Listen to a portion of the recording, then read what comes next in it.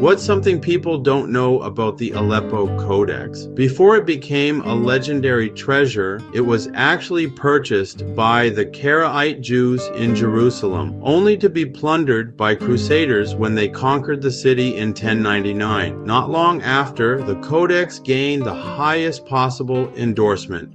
Maimonides, the renowned Jewish scholar of the 10th century, declared it the most accurate text of the Hebrew Bible in existence. His reliance on the Codex set the standard for generations of Jewish law and tradition. History is not just found in grand monuments or the proclamations of kings. Sometimes it lives in the delicate ink on a page, in the very fibers of a book.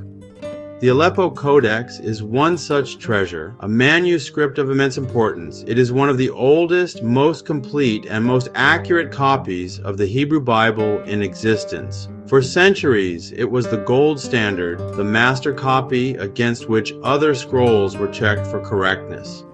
Jewish scribes and scholars revered it, not merely as a book, but as a sacred vessel carrying the unblemished Word of God through time. Its pages held the definitive text, a direct link to a distant past.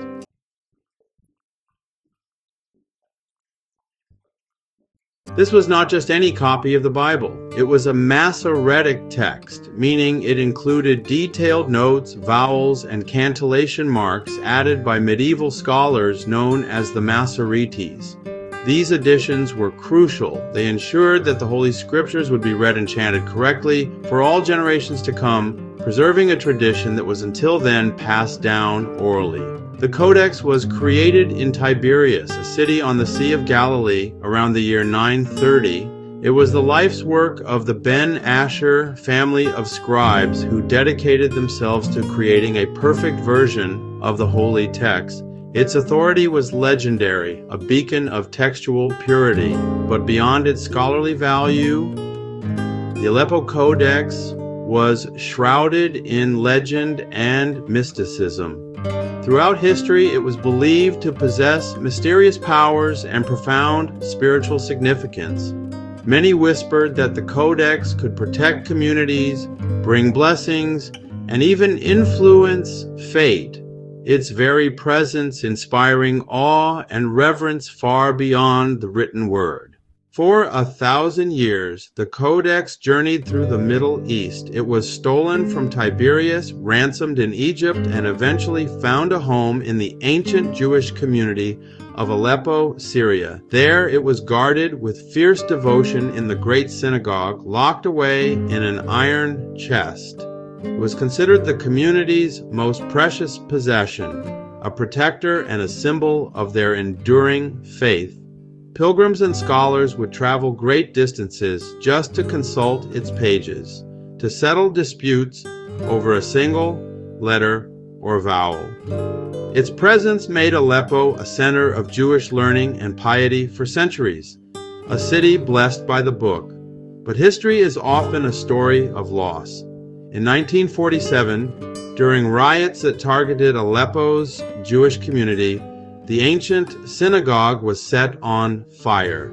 The destruction was carried out by Islamic rioters who, fueled by regional tensions and anti-Jewish sentiment, unleashed violence upon the Jewish quarter. The Great Synagogue, a centuries-old sanctuary, became the epicenter of chaos as flames consumed its sacred walls. The Jewish community, already living under threat, was devastated. Families fled in fear, their homes and places of worship destroyed. The synagogue, once a symbol of resilience and faith, was reduced to smoldering ruins. The loss was not only physical, but spiritual. The attack shattered a community and threatened to erase its most cherished legacy, the Aleppo Codex.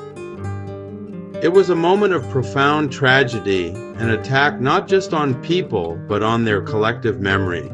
In the chaos and flames, it was believed that the precious Codex had been utterly destroyed, turned to ash, along with so many other sacred texts.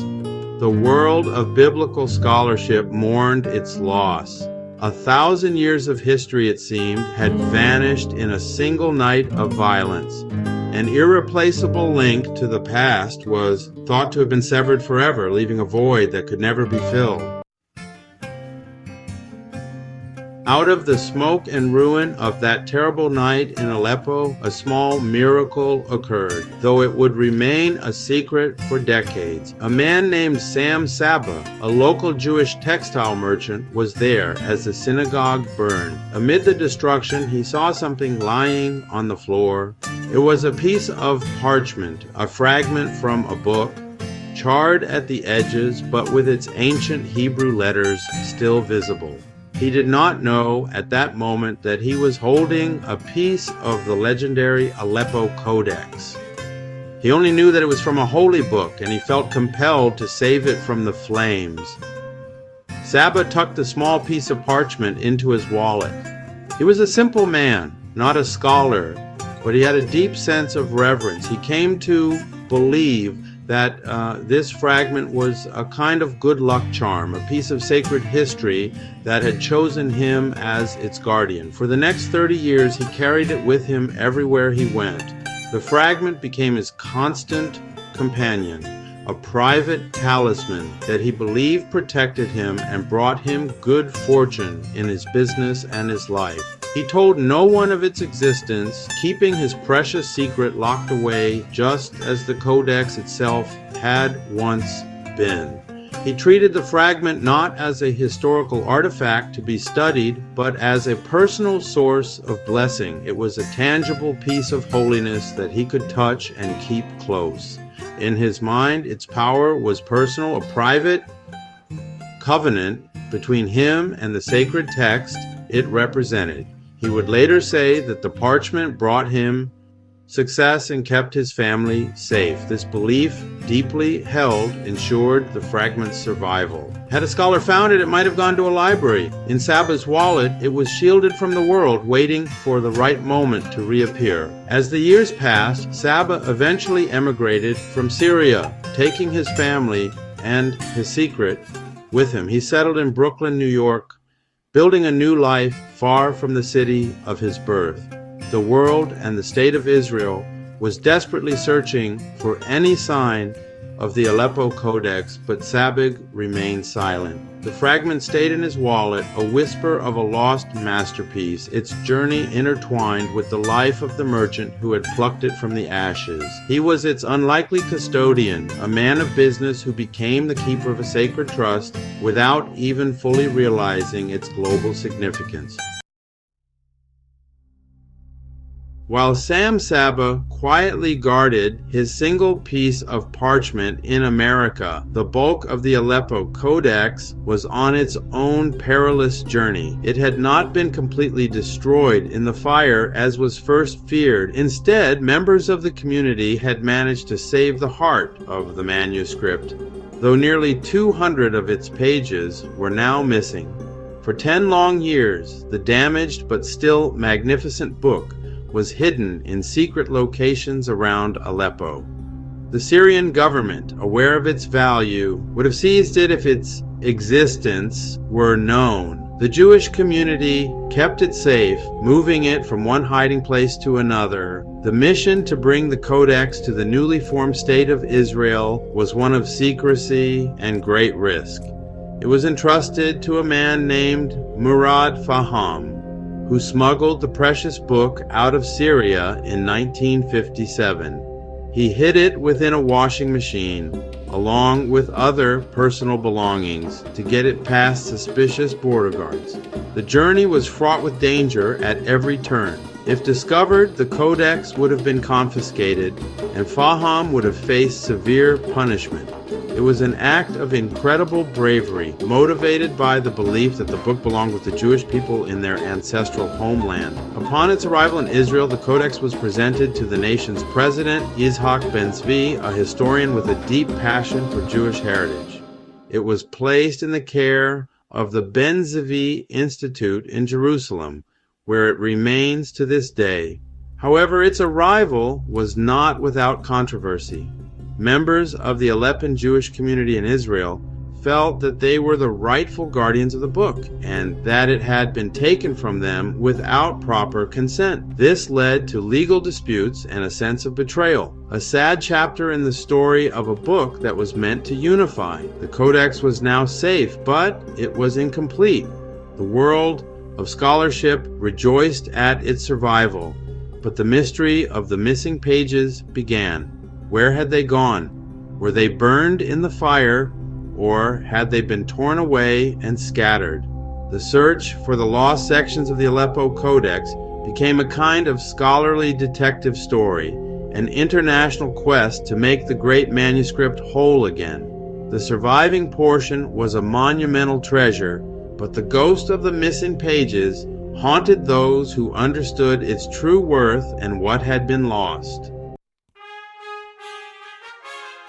The story of the Aleppo Codex is a powerful reminder that history is fragile and often incomplete. The search for its missing pages continues to this day, a global scavenger hunt for sacred fragments. Over the years, a few slivers have surfaced. Sam Sabig's piece, which he finally revealed in the 1980s, was one of the most significant finds. Another small fragment was discovered by a family who had used it as a bookmark for decades, unaware of its origin. Each discovery, no matter how small, is a moment of celebration, adding another piece to the puzzle and fueling hope that more pages might yet be found. The importance of the Codex extends far beyond the academic world of biblical studies. For the Jewish people, it is a direct link to their heritage, a physical object that has witnessed a millennium of their history. It represents resilience in the face of persecution, from its ransom in Egypt to its rescue from a burning synagogue in Aleppo. It is a symbol of cultural survival, proof that even when communities are scattered and history is burned, the words and the spirit they carry can endure. Its presence in Jerusalem is a source of immense national and religious pride. For the wider world, the Aleppo Codex is a treasure of human civilization. It is a cornerstone document for understanding the history of the Bible, a text that has profoundly shaped law, ethics, and culture. Its meticulous text provides a unique window into the past, allowing us to see how the scriptures were preserved and transmitted with incredible care. The quest to find its missing parts is not just about restoring book. It's about recovering a piece of our shared human story, a testament to the enduring power of the written word across different faiths and cultures. The journey of this fragmented manuscript is not over. Perhaps more pages are out there, tucked away in an old box, hidden in an attic, or even carried in a wallet, their immense value unknown to their keepers. The hope of finding them remains alive, a testament to our desire to connect with the past and make our understanding of it whole. The Aleppo Codex, even in its broken state, teaches us a profound lesson. It shows that what is precious is worth saving, what is lost is worth searching for, and that the story of a single book can be the story of a people and indeed the world. Only 294 out of 487 pages of the Aleppo Codex remain today.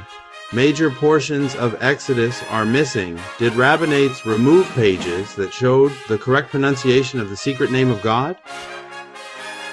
This is Hacham Ya'ar ben-Emmett. Thank you for watching this epic historical video.